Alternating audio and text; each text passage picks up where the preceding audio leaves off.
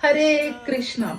आज का दिन बहुत ही विशेष है। हमारे सनातन धर्म में कृषि क्षेत्र और गौ की सेवा करना बहुत ही महत्वपूर्ण माना गया है, क्योंकि इसकी शुरुआत स्वयं भगवान श्री कृष्ण से हुई है। क्योंकि जब भगवान 5 वर्ष के आयु से अब 6 वर्ष के हो गए, तो उन्होंने अपने माता यशोदा और नंद पिताजी से कहा कि अब मुझे गाय को चराना है। तो इनकी जिद को देखकर नंद बाबा पंडित जी के पास गए और उन्होंने शुभ मुहूर्त निकाला। तो वो है कार्तिक शुक्ल पक्ष का अष्टमी का दिन, यानी कि गोपाष्टमी का दिन।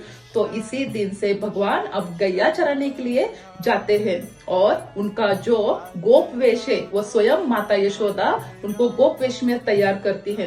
तो इसी में सम्मिलित होने के लिए स्वयं राधा रानी भी गोप वेश में आती है और उसी दिन हम राधा रानी के चरणों का दर्शन कर पाते हैं।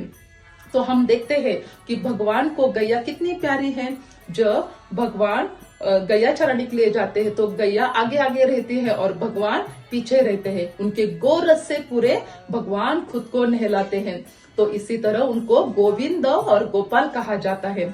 उनको गो से इतना प्रेम है कि वो धाम में भी गोलोक धाम में रहते हैं। उसी तरह उनके जो सखागण हैं उनको भी गोप सखा गोपी नाम से कहा जाता है। उसी तरह उन्होंने गो का वर्धन करने के लिए गोवर्धन को उठाया।